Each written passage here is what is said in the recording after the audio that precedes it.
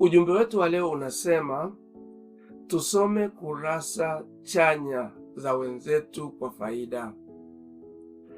Maisha ya binadamu ni kama kitabu.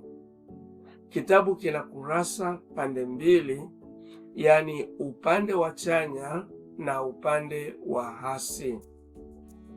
Nayo maisha yetu tuna kurasa mbili, ukurasa wa mazuri yaani chanya na ukurasa wa mabaya yaani hasi.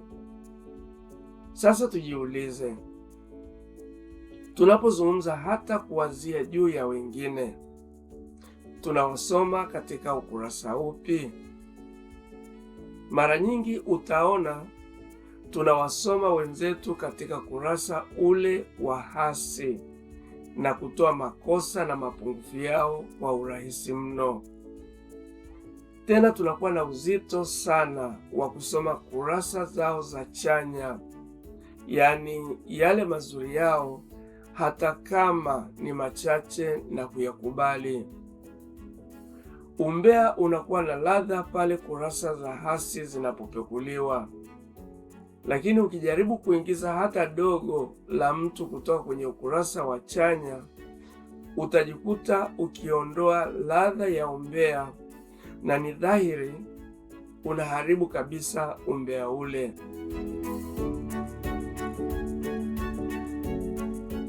Unaweza kumtendea mtu mambo mazuri kwa muda mrefu, lakini ikatokea siku moja ukashindwa kumtendea jema kwa sababu ambazo hazipo ndani ya uwezo wako, au kwa bahati mbaya ukajikuta umemkosea jambo dogo.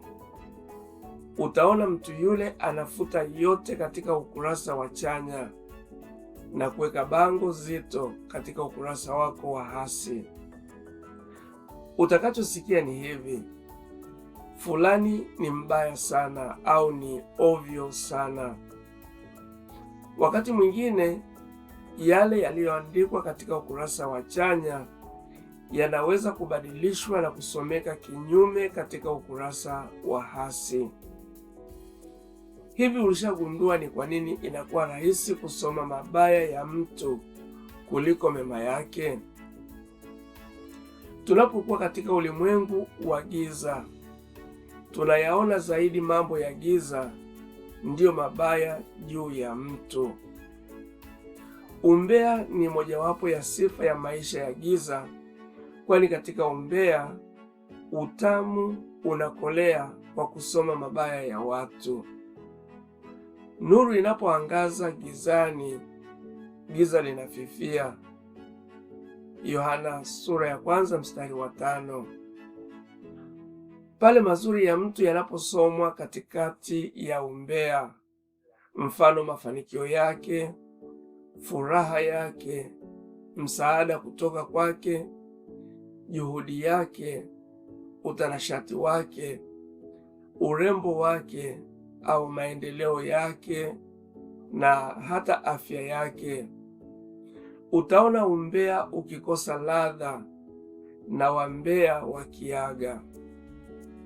Siku moja katika kundi moja la WhatsApp, mtu mmoja alitangaza kuwa anamshukuru Mungu kwa kufanikiwa kununua kiwanja baada ya kumaliza kozi fulani. Nilishuhudia watu wachache wakimpa heko, na wachache katika hao wachache walitoa tu heko ambazo zilitoka moyoni. Ni wachache katika hao waliompa heko ambao heko zao zilitoka moyoni, lakini nyingine zilikuwa za kinafiki. Na hili tuliligundua pale ambapo baada ya wiki moja huyu ndugu alitangaza kufiwa. Basi watu wakaanza kuhamasisha harambee ya kumsaidia.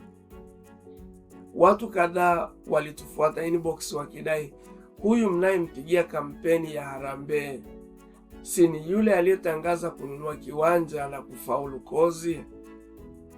Kuna haja gani ya kumchangia? Wale waliotufuata inbox kwa lawama ni wale wale waliocheza unafiki kumpongeza huyu jamaa kwa mafanikio yake wiki chache tu zilizopita. Kumbe mafanikio ya huyu ndugu yalikuwa ni kisirani wakati wa hitaji lake.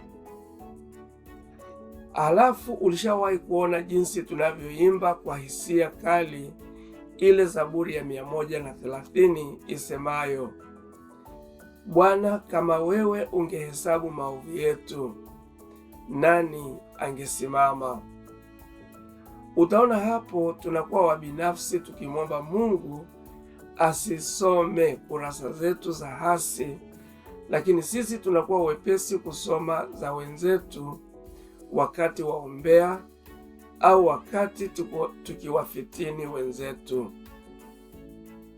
Hivi ulishawahi kuona katika jumuiya zetu, familia zetu, makazini na hata katika makundi ya WhatsApp, jinsi watu au sisi wenyewe tunakuwa bize kuchokonoa au kutafuta data kutoka katika kurasa hasi za wenzetu ili tuweze kuzileta katika mada au kuwaumbua na hata kuwaharibia?